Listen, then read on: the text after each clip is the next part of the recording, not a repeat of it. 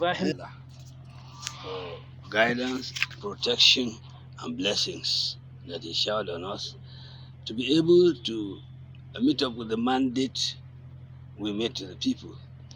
His Excellency, the Governor of Kebbi State, Senator Abubakar Atiku Bagudu, promised our people that he will do all it takes to provide security of lives and property. And that is what he is doing effectively. Now, to narrow down to your question, what happened? Well, a lot has happened. We have been able to supply necessary logistics to the security agents to carry out their job. In the process, I had to go and see, in other words, what they call militarily battlefield tour, to see how they are executing that mission and what is the logistic problem, so that I will come back and brief His Excellency for us to meet up. I had done so in Diri, Sakaba Local Government, where unfortunately there has been some skirmish between the Yansakai and then the Bandits. Again, that is another page. Now, yesterday at Kanya, a very serious battle took place. What happened was that the bandits mixed up with the inhabitants of Kanya in such a way that it's difficult for you to say, okay, let us fight these people, because the colossal damage will be great. And so I advised the CEO that we let us pull out of the town, so that we pull them along to separate them from the inhabitants.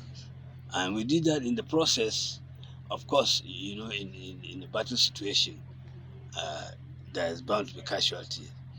It is in the process of disengaging them from the town to a more suitable place. That is where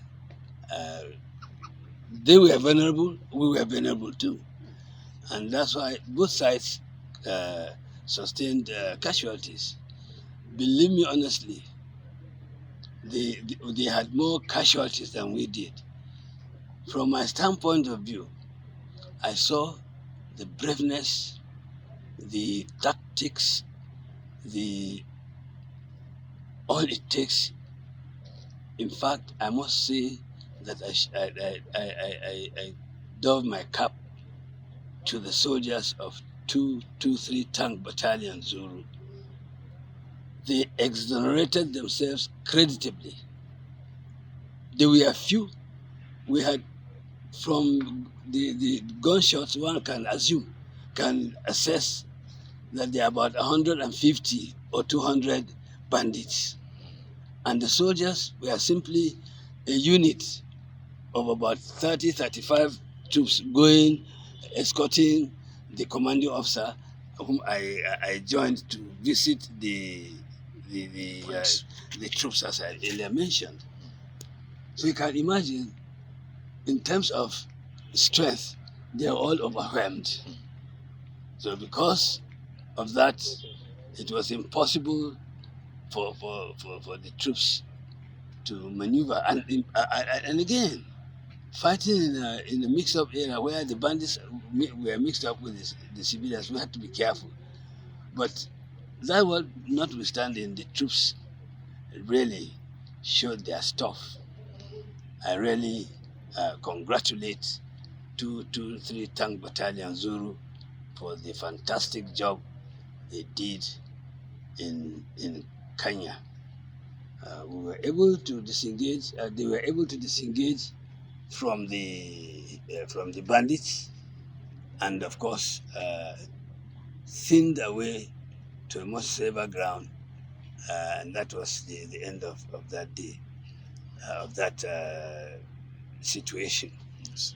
And of course, it was after that we got to know the number of casualties And I must add that the bandits don't leave their dead behind.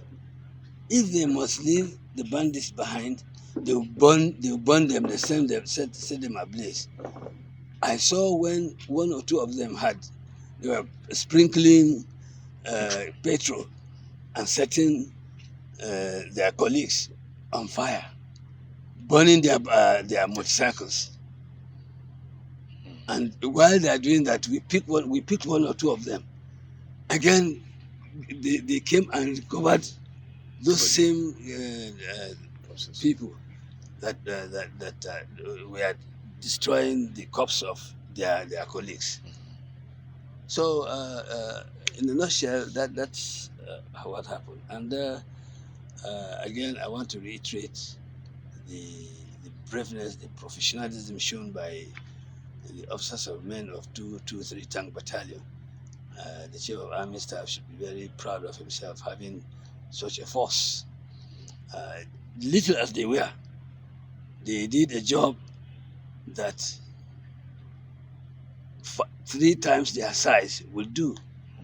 They were up against more than 100 to 200 bandits, all equipped with AKP,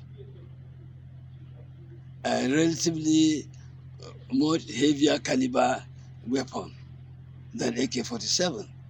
And yet these soldiers stood up and they matched them. Because I saw them running helter-skelter.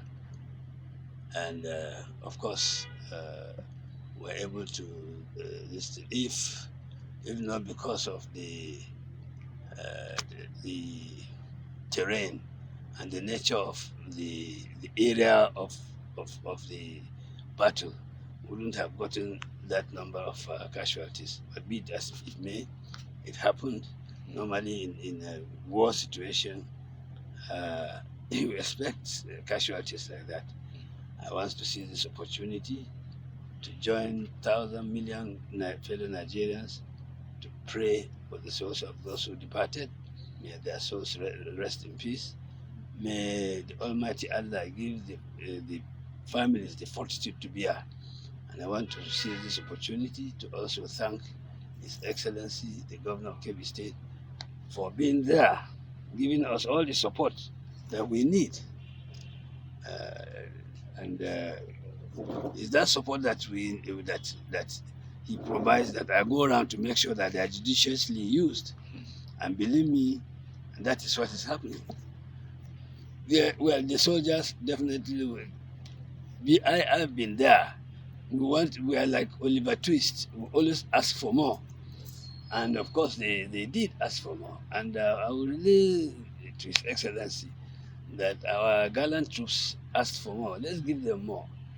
Thank you very much.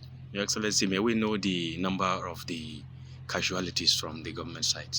No, I am not privy. I can't tell you that. It's not for me to provide that.